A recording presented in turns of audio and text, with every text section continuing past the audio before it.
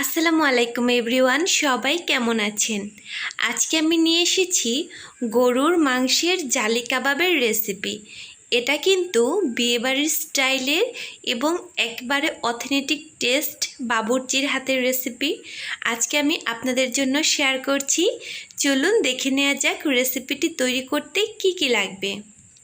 প্রথমে আমি এখানে রসুন ব্লেন্ড করে রেখে দিব। তারপর আলু সেদ্ধ করে নিচ্ছি। আমি এখানে 4টি আলু নিয়েছি। আপনারা চাইলে বুটের ডালও ইউজ করতে পারেন। এখানে আমি নিয়েছি গরুর মাংস। এবার এগুলোকে আমি ছোট ছোট পিস করে কেটে নিচ্ছি। তারপর এগুলোকে আমি কিমা করব।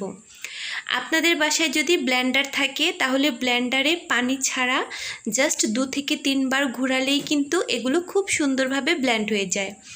আমি আপনাদের দেখিয়ে দিচ্ছি, যাদের বাসায় ব্লেন্ডার নেই তারা এভাবে কিমা করে নেবেন, এটাও একদম পারফেক্ট হয়।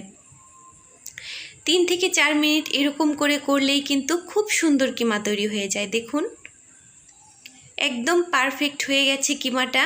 এই তো এবার আমি বাকি উপকরণগুলো কেটে নিচ্ছি। আমি এখানে কাঁচামরিচ এবং পেঁয়াজ কেটে নিচ্ছি। আপনারা চাইলে এখানে ধনেপাতা অ্যাড করতে পারেন এবং পুদিনা পাতাও অ্যাড করতে পারেন, এটা আপনাদের টেস্ট অনুযায়ী। পেঁয়াজ কুচিগুলোকে একদম কুচি কুচি করে কেটে নিতে হবে, খুব একটা মোটা করা যাবে না। এবার সেদ্ধ আলুগুলোকে আমি ভালো করে খোসা ছাড়িয়ে নিব এবং এগুলোকে ম্যাশারের সাহায্যে ভালো মতো এগুলোর একটি ভর্তা তৈরি করে নিব, কারণ এগুলো অনেক গরম, হাত দিয়ে ধরা যাচ্ছিল না। আপনারা এটি ট্রাই করবেন বাসায়, অবশ্যই এটা খেতে খুব মজা হয়। এরপর আমি এক এক করে সব ইনগ্রেডিয়েন্টস দিয়ে দেব এই আলু মাখার মধ্যে। এখানে আমি যে কিমাটা করে রেখেছিলাম সেই কিমাটা দিয়ে দিলাম। এরপর কুচু করে কেটে রাখা কাঁচামরিচ এবং পেঁয়াজ দিয়ে দিচ্ছি। এগুলোকে বেশি একটা মোটা করা যাবে না, যতটা চিকন করা সম্ভব এবং ছোট করা সম্ভব ততটাই ছোট করতে হবে। এরপর এখানে দিয়ে দিচ্ছি রসুনের পেস্ট।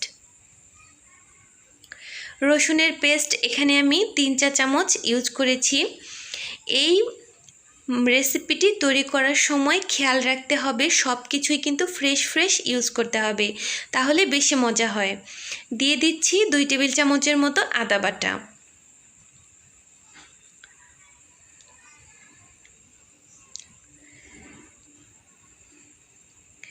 এখন এখানে দিয়ে দিব পরিমাণ অনুযায়ী লবণ। লবণটা একটুখানি পরিমাণটা বুঝে নিতে হবে, কারণ মেজারমেন্টের ওপর কিন্তু লবণটা নির্ভর করে। এবার এখানে দিয়ে দিচ্ছি আমি হোমমেড কাবাব মশলা। এই কাবাব মশলার রেসিপি কিন্তু আমার চ্যানেলে অলরেডি রয়েছে, আপনারা চাইলে দেখে আসতে পারেন। আমি এখানে 3 টেবিল চামচের মতো কাবাব মশলা দিয়েছি। এবার দিয়ে দিচ্ছি শুকনো মরিচের গুঁড়ো। আমি এখানে 2 চা চামচের মতো শুকনো মরিচ দিয়েছি। এবার দিচ্ছি হলুদ গুঁড়ো। আমি এখানে হলুদ গুঁড়ো নিয়েছি 2 চা চামচের মতো। এবার জিরে গুঁড়ো করে নিচ্ছি। জিরে গুঁড়োটা করার সময় আপনারা লক্ষ্য রাখবেন যাতে করে একদম সঙ্গে সঙ্গে জিরেটা ভেজে সেই গুঁড়োটা ব্যবহার করতে, এতে করে ঘ্রাণটা অনেক বেশি ভালো আসে। তো আমি তৎক্ষণাৎ জিরেটাকে ভেজে তারপর সেটা গুঁড়ো করে এগুলোকে এখানে ব্যবহার করছি। এখন এখানে দিয়ে দিব গরম মশলা গুঁড়ো, তারপর দিয়ে দিচ্ছি টমেটো সস।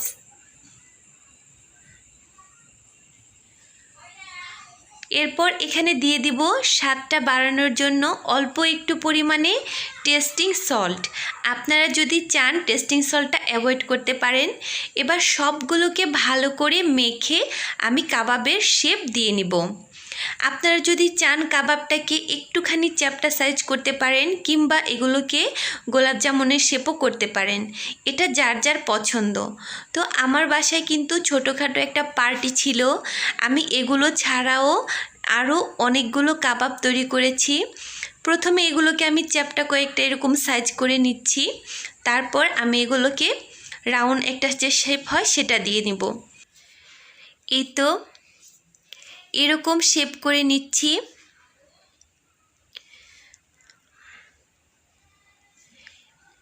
আমি এক এক করে সবগুলো কাবাব তৈরি করে নিব।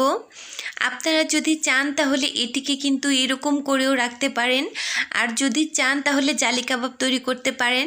অনেকেই জালি কাবাব তৈরি করে না ভয়ে, যে ওপরের জালির যে একটা আবরণ হয় সেটা নাকি হয় না। আপনারা যদি আমার রেসিপিটি ফলো করেন তাহলে কিন্তু আপনাদের কাবাবটিও একদম পারফেক্ট হবে এবং গেস্টরা খেয়ে কিন্তু অনেক প্রশংসা করবে। অনেকেই ভাবতে পারেন যে বুটের ডাল দিয়ে তো কাবাব তৈরি করা হয়, আলু দিয়ে কেমন লাগবে। আলু দিয়ে খেতে কোনো অংশে কিন্তু কম লাগে না।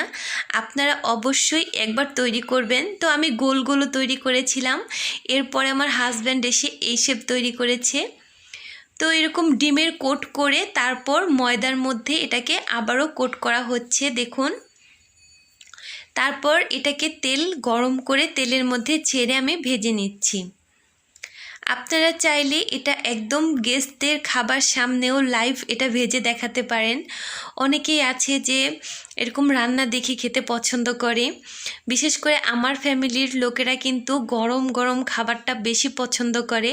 তো তাদের জন্যই বলছিলাম, অনেকে এমন আছে যে এরকম সামনে রান্না করা খাবার দেখতে বেশি পছন্দ করেন। তো এক এক করে আমি সবগুলো কাবাব এরকম ভেজে একটি ছাঁকনির সাহায্যে তেল ঝরিয়ে নিব এবং একটি কিচেন টিস্যুর ওপর রাখবো, যাতে করে এক্সট্রা অয়েলগুলো অ্যাবজর্ব হয়ে যায়।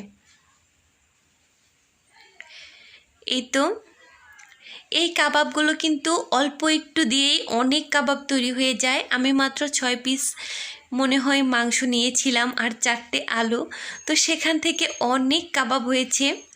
আপনারা যদি একটুখানি লক্ষ্য করেন তাহলেই বুঝতে পারবেন। এই কাবাবগুলোর সাইজ কিন্তু একেবারে যে ছোট হয়েছে তা নয়, একদম স্ট্যান্ডার্ড সাইজে হয়েছে, যেটা সাধারণত আমরা বিয়েবাড়িতে গেলে খেয়ে থাকি। তো এই তো এক এক করে কথা বলতে বলতে সবগুলো কাবাব ভেজে নিচ্ছি। এই তো দেখুন, এই কাবাবগুলো কিন্তু তৈরি করা যেমন ইজি, খেতেও কিন্তু তেমনি আরও বেশি মজা।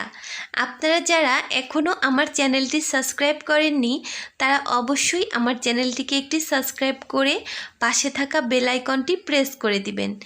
এতে করে আমি নতুন কোনো রেসিপি আপলোড করলে তার নোটিফিকেশন সঙ্গে সঙ্গে পৌঁছে যাবে আপনার কাছে। এবং ঘরোয়া সব রান্নার স্বাদ যদি আপনারা পেতে চান অবশ্যই সেতু রেসিপি চ্যানেলটির পাশে থাকবেন। এতক্ষণ সাথে থাকার জন্য অসংখ্য ধন্যবাদ। সবাই ভালো থাকবেন, সুস্থ থাকবেন এবং চেষ্টা করবেন ঘরে তৈরি খাবারগুলো খেতে। আসসালামু আলাইকুম।